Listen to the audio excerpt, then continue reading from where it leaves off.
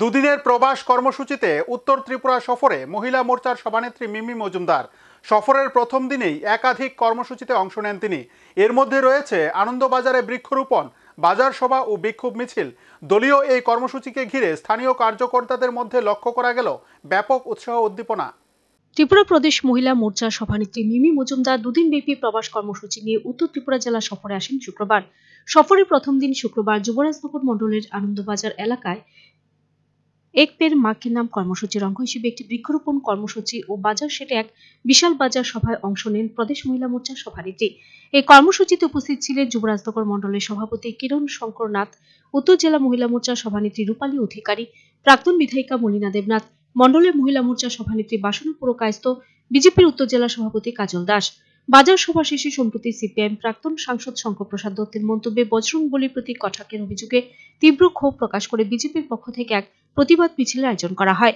মিছিলটি আনন্দবাজার বাজার শেড থেকে শুরু হয়ে এলাকার বিভিন্ন অংশ পরিক্রমা করে। এই কর্মসূচির মাধ্যমে বিজেপি ও মহিলা মোর্চার পক্ষ থেকে জনসংযোগ বৃদ্ধির পাশাপাশি ধর্মীয় অনুভূতির উপর আঘাতের বিরুদ্ধে তীব্র প্রতিবাদ জানানো হয়। এই ধরনের একটা কর্মসূচি ভারতীয় জনতা পার্টির পক্ষ থেকে গ্রহণ করা হবে এবং পুরো দেশ জুড়ে একটা উন্মাদনার মধ্যে প্রত্যেকটা মা, প্রত্যেকটা বোন বাড়িতে আনাচে কানাচে নিজেদের মার নামে, মা যদি জীবিত থাকে সেই মার নামেও কেউ লাগাচ্ছে, মা যদি মৃত থাকে মার নামে লাগিয়ে সেই গাছটাকে চর্চা করবে, সেই গাছটাকে পরিচর্যা করবে যেন আগে গিয়ে সেটা পরিবেশের যে কি অমূল্য সম্পদ হবে। পয়সা করি আমাদের সব তুচ্ছ হয়ে যাবে যদি পরিবেশটাকে যদি আমরা সঠিক না রাখতে পারি।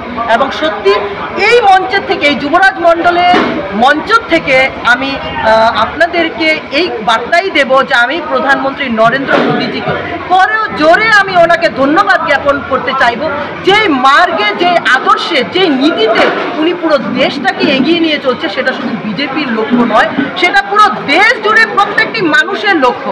এসএইচজি গ্রুপ দিয়ে পুরো একটা মেয়ে যে হয়তো ক্লাস 8 বা 10 পাস করেছে, যে কখনো সরকারি চাকরি পেতে পারবে না, কিন্তু আজকে সেও স্বপ্ন দেখছে যে আমি কোনো আনকমন কিছু জিনিস করে বা আমি আমার নিজের ট্যালেন্ট বা নিজের স্কিল দিয়ে আমি এরকমভাবে আমার নাম সম্প্রচারিত করব বা এরকমভাবে আমার নাম সবাই জানবে, যার জন্য আমার পরিবারের শুধু নয় ভারতবর্ষের প্রত্যেকটা মানুষ আমাকে কিন্তু কনগ্রাচুলেট করবে।